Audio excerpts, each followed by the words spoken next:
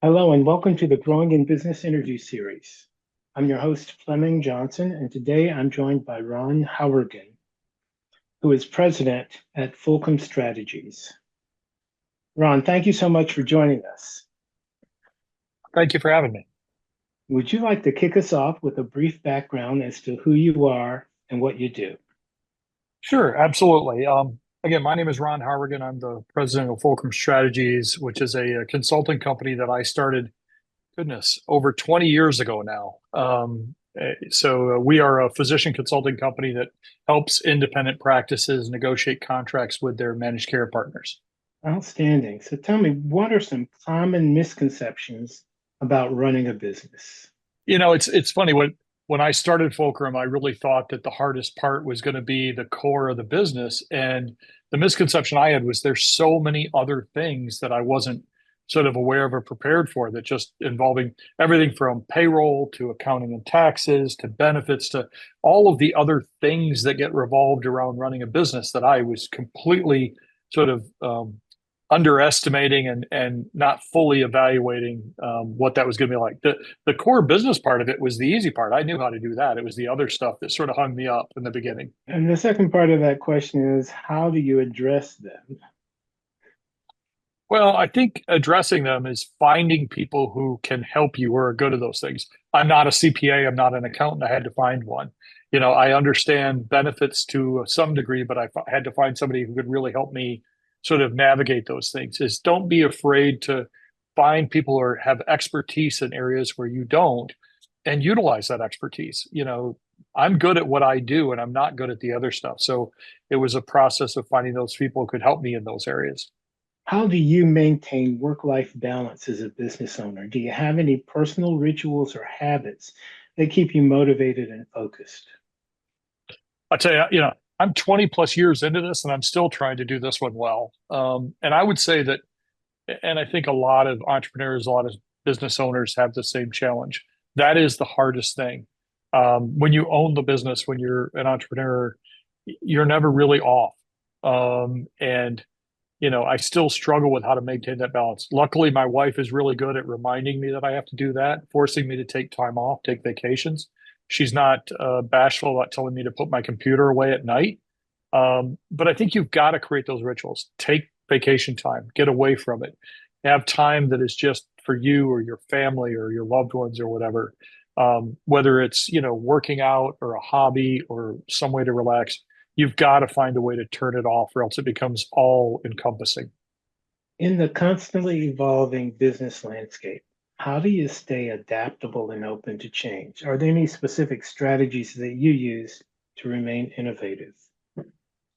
Yeah, I came from a large corporate world before I started this company, Fortune 50 companies that are, inundated with bureaucracy and process.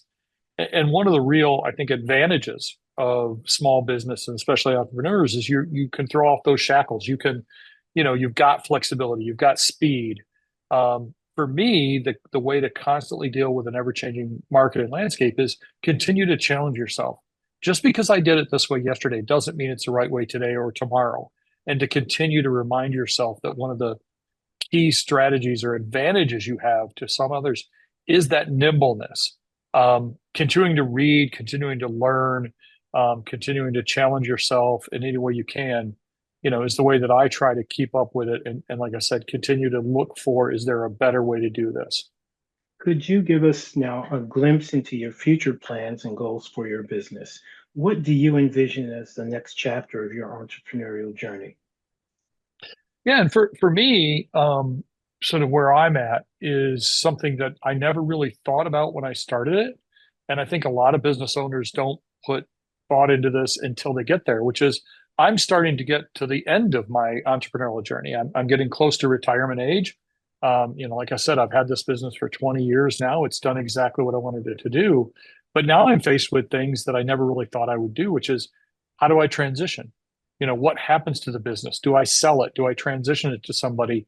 How do I make a graceful sort of exit, and have this business continue to thrive and function?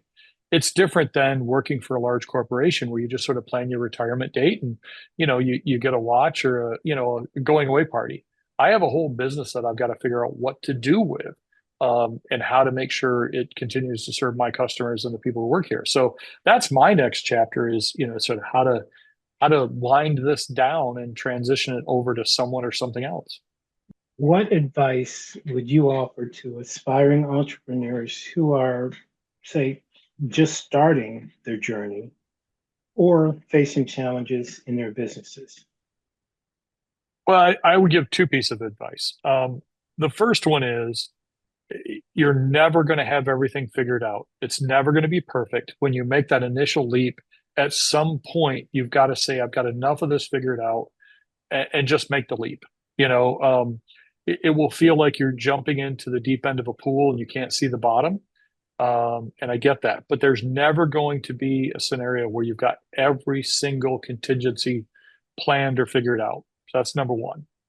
Number two, when you get into it, and maybe these are people sort of early in the journey, and they're starting to face their first set of challenges. Um, there's a couple of things I got a good friend of mine who has a military background, and he's fond of saying, two things that he learned in the military. One was the best battle plan rarely survives first contact with the enemy. It's going to be different. There's going to be something that's going to surprise you. And the second one, since he was a Marine, was adapt, adjust, and overcome. Don't let it, paralyze you. The first challenge, the first hiccup you face, can be coming completely out of the blue. Understand it, adapt, adjust, and overcome, and sort of keep going. And the last thing I would say, the third piece of advice, and this is one of my favorite Winston Churchill quotes, because sometimes things will get really difficult. And the quote is, "When you're going through hell, don't stop." Very good. Very good. Thank you so much for your time today, Ron. It was great meeting you and learning more about your entrepreneurial journey. Oh, thank you very much. And thank you for doing this for folks. And to everyone watching, I look forward to seeing you in our next episode.